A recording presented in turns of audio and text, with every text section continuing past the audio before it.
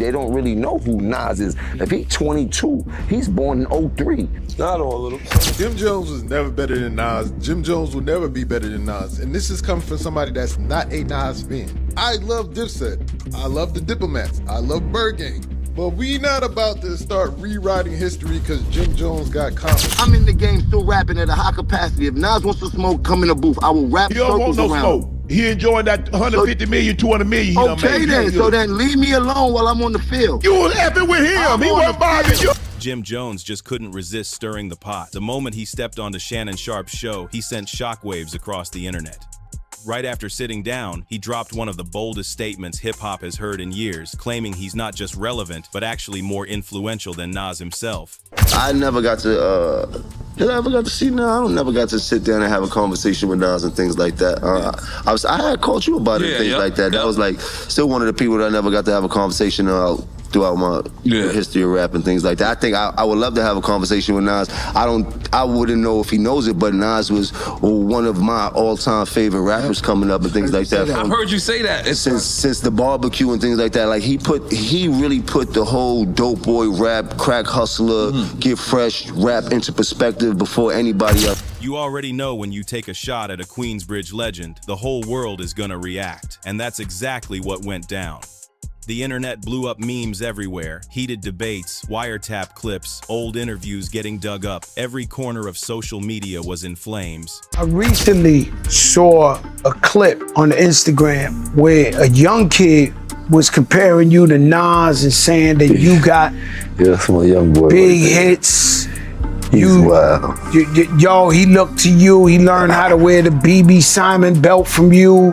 He got his swag. Like, how crazy is that? Because in my era, you know what I'm saying? Nas is like a god. But the wildest response didn't even come from Nas. It came from 50 Cent. And the crazy part, he didn't say a single word. No slick captions, no diss track, nothing extra.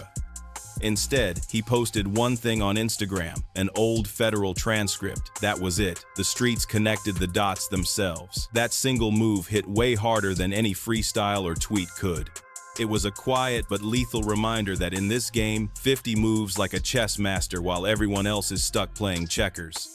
Suddenly, it wasn't just Jim versus Nas anymore. The spotlight shifted straight onto 50's move. But remember, Nas' first record, The Barbecue, came out when I was in 11th grade. Yes. So Nas was my idol when I was young. Like you did, came to dressing, the wordplay, the music, everything. I was a superior Nas fan, period. I'd never take that away from him. But then as I got in the game, you gotta realize that your rivals would be idols, and not to take anything away from that, I developed my own style and my own lane that these kids start to gravitate towards the same way I gravitated towards Nas when I was younger and things like that. It's a whole different generation. It turned into a question of whether Jim Jones had just stirred up something way bigger than he realized. Because this beef, it's nothing new. It's been simmering for over 2 decades. The friction between Nas and Dipset traces all the way back to 2002, when Nas jumped on Hot 97 and out of nowhere fired shots at Cameron's Dipset. No, me, Jim Jones. No Diplomats, no nobody else. Me, Jim Jones. Check my track record, then check everybody else's track record. Then go to the billboards and check all my entries, then check all them entries and shit. And I'm not taking nothing away from nobody, but I hear the comparisons and then be trying to act funny when it comes. No, I've been spanking a lot of this shit about the industry. Calling Cameron's album straight up trash, that rant lit the fuse, and Dipset wasn't about to let it slide. Jim Jones, loyal to the core, dove headfirst into the flames. I want you to Nas, and I don't care what nobody say. I know I made a little boo-boo when you talk about the sales and all this type of shit. I don't feel like getting into that rhetoric about where I started and where he started. Well, you said that bullshit. But listen, Nas was nice when I was in high school. When I was in 10th grade, Nas came out.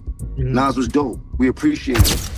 He shifted from slick subliminals to straight-up personal shots, even threatening to smack the kufi off Nas's head. That wasn't just rap beef anymore. That was raw disrespect. From there, the whole thing exploded into mixtape warfare, a full-scale lyrical battle with Jim applying relentless pressure. Nas doesn't influence the streets like I do. But Nas always came up second to Jay and DMX and all these other people. Like, Ain't no shame in that. There a lot of mofos came up second to Tom Brady. He never had that type of influence on us, except for his first album. I already told you, I used to want to dress like Nas because he had a lot of fresh clothes that the hustlers used to wear, and we used to see him on TV. He had one of the illest albums of all time.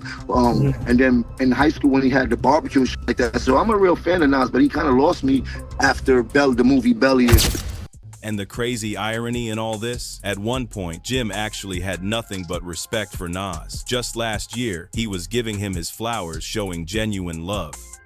No slick comments, no hidden shade, just respect. 40 and 50-year-olds in their panties because I said I'm better than Nas. It don't matter. Look at you. Look at you. Nobody from Dipset gonna take you over Nas. Nobody from the Diplomats but you. Hold on, Jim. Hold on. That shirt too tight. Hold on. Jim. You want to go back to I Really Mean It? I Really Mean It started. We could go back to the history, bro. For you to even say that. But somewhere along the line, that admiration turned into animosity. Fast forward to his sit-down on Fat Joe and Jadakiss's podcast, and you could tell Jim was ready to stir the pot.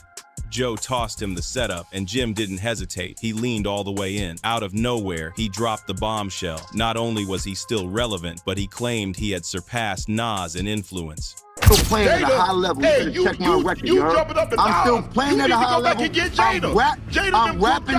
I'm rapping at a high level. You better check my stats, bro. I will run circles around Nas rapping right. I will run circles around Nas rapping right now.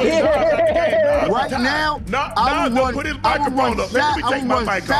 run Saturn around Nas right now rapping. That's like claiming you outshined Michael Jordan on the court or topped Tupac in cultural impact. The reaction wasn't just shock, people were laughing, fuming, and scratching their heads all at once. And before the dust could settle, Jim doubled down when he pulled up on Shannon Sharpe's nightcap with Chad Ochocinco. Sitting back, watching the chaos unfold, Shannon didn't go easy. He pressed Jim right from the jump about those Nas comments. But instead of backing off, Jim pushed even harder. Hey, this the biggest podcast you ever been on. Do you know the podcast you've been on better than this one? Hold on. We on topic. Hold on. This is what I do. Name a podcast you've been on bigger than this one. When you get big, you get invited to Club Shay Shay. This is what I do. Nas get invited to Club Shay Shay. He gave Nas his props, calling him one of the flyest ever, but then flipped it, saying, Nas don't move the streets like I do. And just when things couldn't get any wilder, Jim started clowning Shannon's outfit mid-conversation, flipping a hip-hop debate into a full-on comedy roast. Meanwhile, Chad was just laid back like the rest of the internet, watching a train wreck unfold in real time. The whole vibe shifted from an interview to straight-up verbal combat.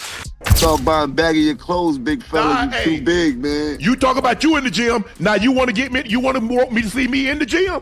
Oh, we can do Since that. you like to talk that ish, now come see me in the gym. We talking about working out. We talking about working out or strength. What we talking about? Working out or strength? Work however you want to do it. We talking about since you got money. And we talking about put your money where your mouth is. So you talking about working out? Run them stacks. You talking about working out? I burn you. You talking about working out or strength? Because you probably can lift a lot more than me. Whatever. You're bigger than me. You're probably stronger than me. Whatever. But if you talk about working out, I burn you. This ain't what you do. This ain't what you want. You are doing good when you talk about Nas and Jada. You don't want to see this. Jim fired back, accusing Shannon of bringing him on just for clout, using his name for views. But Shannon wasn't about to bite his tongue. He clapped back hard. This the biggest podcast you've ever been on. From there, it stopped being a sit-down talk and turned into a full-on showdown. Shannon pushed past the music talk, pulling up Jim's stats and even challenging him to settle it in the gym.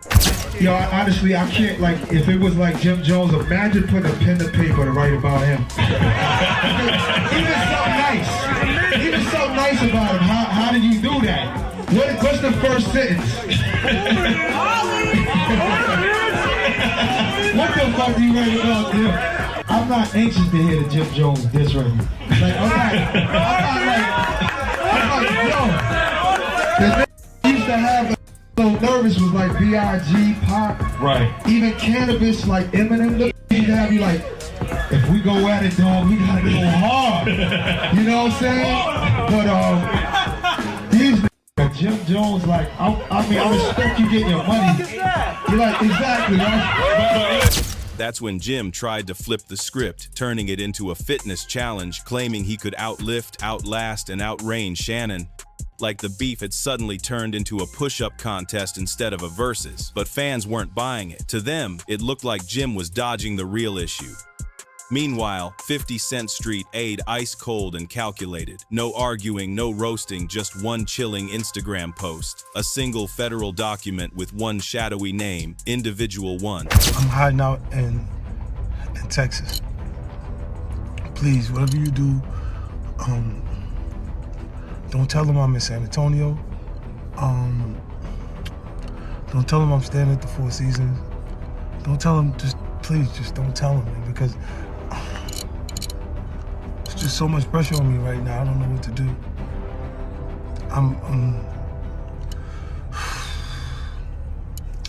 And instantly, the internet remembered exactly what that meant. The comments section lit up fans clowning Jim and giving Shannon props for riding harder for Nas than Fat Joe or Jadakiss ever did. One fan even wrote, "Shannon did what they should have done. Jones, you're delusional. Shannon, thank you for calling it out." Yeah, Jimmy boy, you should have never brought this up. Y'all are only 3 years apart, and Nas is just like murdering you. You asked us to look up the stats, and here they are. Like Jim Jones, like you got a couple songs. I mean, like literally it's a couple. But we're talking about Nas. Let me show y'all Nas's last projects. Nas been getting it in since 2018. Jimmy, when the last time you put out an album? Oh, would you look at that? You have been dropping music. You've really been dropping music. But nobody's heard it. That's how deep it ran. NFL legends jumping in to defend rap icons like Nas, while most rappers stayed quiet. And just when it felt like the chaos had peaked, the internet unearthed an old clip of Jim Jones getting curved and laughed off stage by Nas years back. Suddenly, that dusty moment was looping non-stop in 2025, embarrassing Jim all over again. It felt like karma had pulled out receipts and decided to go viral. Because here's the truth, Jim Jones didn't just stir up casual rap chatter. He cracked open old wounds that were never fully healed. That Individual One tag wasn't just random shade either. It came straight out of the infamous 2018 Tekashi 6ix9ine NA9 Trey trial. Prosecutors played wiretaps in court where someone allegedly gave the green light to put hands on Tekashi for snitching. The name wasn't revealed, but the feds labeled that mystery voice Individual One. The second that audio dropped, fans swore it sounded like Jim. Legally, nothing stuck. Jim was never charged, never confirmed, but the whispers never died. Blogs kept running with it, barbershops kept debating it, and 50 Cent never let it go. He kept it tucked away like a trump card, waiting for the right moment. And when Jim started talking reckless about Nas, 50 saw the lane wide open. No words, no diss track. Just one repost of that federal transcript, and instantly the internet remembered 2019 like it was yesterday. Strategic humiliation, classic 50. He didn't have to out-rap Jim or argue stats. He hit him where it hurts under the shadow of a federal case. That silence from 50 was louder than anything Jim said on a podcast mic. And the timing? Brutal. Just as Jim was trying to crown himself more influential than Nas, 50 reminded the world he's still tied to one of the darkest rumors in modern rap. Fans piled on. Comments flooded in. This is why Jimmy ain't untouchable. Memes flew, old clips resurfaced, and suddenly Jim's interviews looked less like hot takes and more like desperate noise. To make it worse, an old Shade Room update from that same trial resurfaced, with a court reporter claiming Jim was actually named in connection with 9 Trey. Once again, no charges, but perception is powerful, and if there's one thing 50 Cent controls better than anyone, it's perception. He even dug up an old meme he once deleted, fueling the fire with captions like, "So that's why they didn't pull him in. Say it ain't so, Jimmy. That wasn't just trolling, that was psychological warfare." He reminded everybody that when it comes to credibility, Jim's foundation has cracks. Meanwhile, Nas stayed cool as ever, not even addressing the noise. That contrast was devastating. Nas selling out arenas in his 52nd, building legacy with King's disease, while Jim looked like he was clawing for relevance through chaos. And fans noticed Shannon Sharpe, of all people, had Nas's back harder than most rappers. That alone made Jim's stance look even weaker. Because let's keep it real, if you're arguing with retired NFL legends to prove you're more relevant than Nas, you've already lost. But here's the kicker, this whole saga was never really about Nas. That was just the spark. The deeper story was 50 Cent finally circling back after years of cold tension with Jim Jones. They were never allies, and 50 always had a way of clowning Jim when the chance came. Jim's Nas comments just gave him the perfect excuse to strike, and 50 struck like a mob boss, calm, calculated, no raised voice, just one post that said more than 1,000 bars. Fans even started asking, what does 50 really know? Speculation went through the roof, memes got darker, jokes turned serious. Jim's energy shifted from confident to defensive real quick.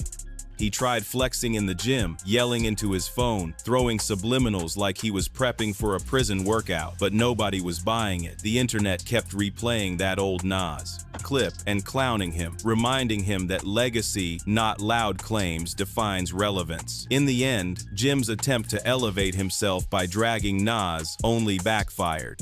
Instead of looking like the street general he wanted to be, he came off like a pawn in 50's game. That's the harsh reality of hip-hop politics in 2025. One reckless comment can flip your career upside down.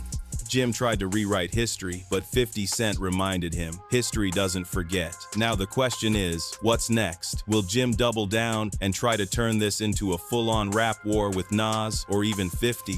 Or will he fall back, realizing he bit off more than he can chew? Because one thing's certain, this isn't smoke you walk away from clean. Nas doesn't even have to respond, his legacy already speaks. And 50? He's shown once again that silence, paired with one perfectly timed receipt, is more powerful than 1,000 bars. Jim wanted clout. What he got was exposure, the kind you can't laugh off. Now all eyes are on him, waiting to see whether he keeps pushing or finally steps back before things get even uglier. One thing's guaranteed though, the culture is watching and the streets are talking. Drop your thoughts in the comments and don't forget to like, share, and subscribe for more.